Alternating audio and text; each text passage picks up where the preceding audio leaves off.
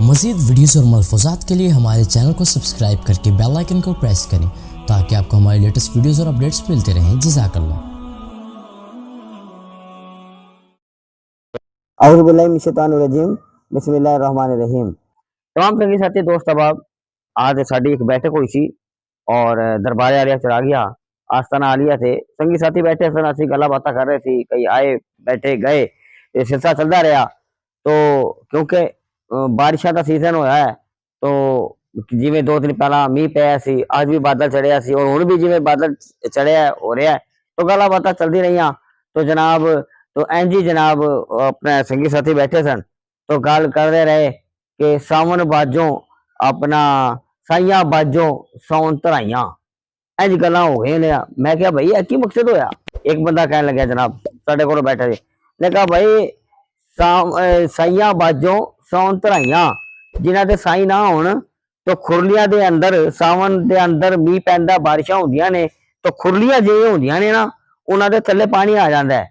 तो लिहाजा जिन्हां खुरलियां दे साई नहीं होंदे ना तो उन्हें कहा जी कि वो जनाब धराइयां ही रहिंदियां ने, ते लिहाजा जो ना पानी थल्ले ही आ जांदा है। ओ फिर मकसद कहंदा बड़ी गल चंगी लगी। फिर वो गल मैनूं एक याद आई। फिर मैं क्या जनाब कि गल्लां सुनो जनाब, गल इंज हुई कि एक साडे वड्डे कहंदे सन कि मैनूं उन्हां दी गल बड़ी याद आई और गल समझण दी है, वीडियो पूरी देखना, गल अगर बीच च रह गई तो गल समझ नहीं आनी। तो लिहाजा गल समझण वास्ते और गल काम आने वास्ते कीमती मोती होंदे ने, तो लिहाजा इस वास्ते वीडियो पूरी देखनी चाहिए। तो लिहाजा इस वास्ते आखिर तक वीडियो पूरी देखना ताकि गल समझ आए। बकरियां का एक रेवड़ सी जिहड़ा जंगल चल रहा सी बकरियां का। तो लिहाजा वड्डे कहते गल सुनाते बड़ी काल की गल जनाब। तो लिहाजा उसने वो बकरियां का रेवड़ जंगल, तो रेवड़ शामी चढ़ के और जनाब वो सारा रेवड़ जो वापिस होने लग्या तो एक बकरी वो बिछड़ गई, उन्हें तो रेवड़ तो बिछड़ी, जो बिछड़ी तो वो जनाब जदों अपने मकसद कहना कि अपने साइया कोलों अपने अपनिया कोलों है अपने सज्जन कोलों अपने घर बार कोलों अपने कोलों अपने अजीजा कोलों अपने प्यारिया कोलों अगर कोई बिछड़ जाता है तो फिर वो कला रह जाता है, और जब कला रह जाता है तो फिर उसका कोई वाली वारिस नहीं होता। जो रेवड़ी च होंदा है तो फिर जनाब एक ताकत पावर होती है। इसी तरह अपने दी रिश्तियां दी एक अपनी एक पावर होती है। यानी गल्लां बातें चली रही, जंगल च रेवड़ सी, बकरियां तो चल रहा सी, राती चढ़ के जो शामी हुई तो चढ़ के वापस जान लग्या तो एक बकरी बिछड़ गई। जो एक बकरी बिछड़ी तो फिर जनाब पिछों शेर ने वेख्या जनाब एक बकरी है, तो शेर आगे आगे पीछे पीछे और बकरी आगे आगे, शेर पीछे पीछे बकरी आगे आगे। मियाँ साहब ने इधर एक शेर किया, मैं उतना सुनाता, दर मुर्शिद दा छड्डी ना। मियाँ साहब ने गल बड़ी सोहनी की इस जगह से, यानी इस बकरी की मिसाल दी कि जिवें बकरी अपने रेवड़ तो विछड़ गई तो इधर शेर पीछे पै गया और बकरी आगे आगे। अगर रेवड़ होंदा तो शेर पीछे ना पैंदा, लेकिन क्योंकि शेर पीछे पै गया वो अपने कोलों बिछड़ गई, जो बिछड़ी अपने कोलों जुदा हो गई। तो फिर मियाँ साहब ने शेर किया, दर मुर्शिद दा छड्डी ना, दर मुर्शिद दा छड्डी ना, नहीं ते हो जाएगा रोगी। दर मुर्शिद दा छड्डी ना, नहीं तो हो जाएगा रोगी। जेड़ी बकरी इजड़ों निखड़ी, जेड़ी बकरी इजड़ों निखड़ी ओ बगियाड़ा जो, यानी जेड़ी बकरी अपने रेवड़ तो बिछड़ गई तो फिर उसके पीछे शेर लगे बगियाड़ा जो। तो लिहाजा शेर पीछे पीछे बकरी आगे आगे, जी भी आगे गई तो अगली गल बड़ी समझ आ रही है। अगे सुनो फिर अगे की होया, अगे सी कीचड़, बड़ा कीचड़ आ गया कीचड़। जो कीचड़ आया तो बकरी जड़ी सी वो क्योंकि तेज दौड़ रहे थे, कीचड़ के अंदर जीवी ओदे पैर गए तो बकरी जड़ा ना ओदे जम गई, यानी फंस गई कीचड़ के अंदर, ओदे पैर फंस गए। वो ना आगे दौड़ सकती ना पीछे दौड़ सकती। शेर पीछे पिया सी, जब शेर आया तो शेर ने इन्नी जोर की छलांग मारी तो ओदे नालों 2 फलांग अगे जाके फंस गया।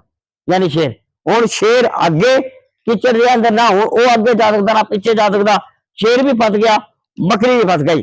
हुण पीछे मुड़ के जो शेर ने वेख्या तो बकरी मुस्कुरा रही थी और शेर परेशान खड़ा थी।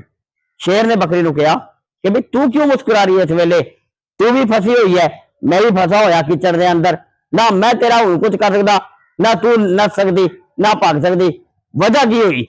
बकरी तू क्यों मुस्कुरा रही है? इस वेले की होया?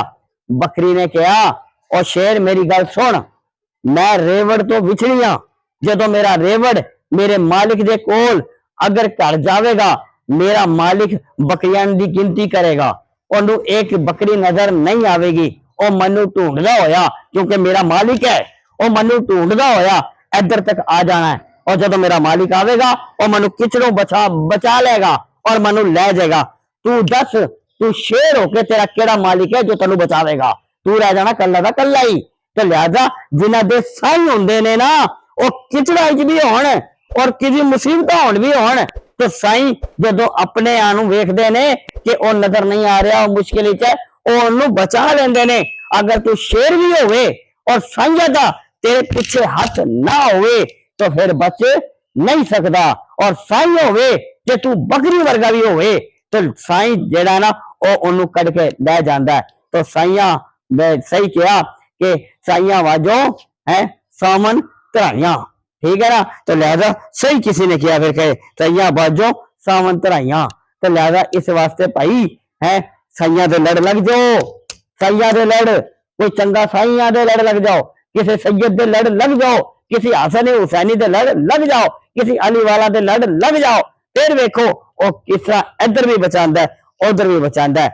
यकीनन मनु लगता है साडी बैठक होई सी ते गल्लां बातां होंदी रहियां, तुहानू इह गल मेरी जरूर चंगी लगी होएगी। अल्लाह तबारक व तआला दी बारगाह च दुआ है, अल्लाह तबारक व तआला सानू चंगियां गल्लां नू समझण दी तौफीक अता फरमाए और सानू सच्चा साईं दा सच्चा वफादार साथी बनाए, ताकि असी साईयां नू भी राजी रखिए और साईयां दा हथ साडी कंध ते होवे तो फिर इंशाअल्लाह साईयां दा कंध ते हथ होवेगा ते दुनिया च किसी जगह मत नहीं होवेगी। तो लिहाजा इस वास्ते साईं साईं हुंदे ने। अल्लाह तबारक व तआला सानू आले मोहम्मद दी सच्ची निस्बत अता फरमाए है और आले मोहम्मद दे, ठीक है ना, जेड़े वड्डे ने प्यारे ने अल्लाह दे प्यारे ने ओदे महबूब दे प्यारे ने, अल्लाह ताला उन्हां दी सच्ची निस्बत और मोहब्बत अता फरमाए। अल्लाह ताला करम फरमाए।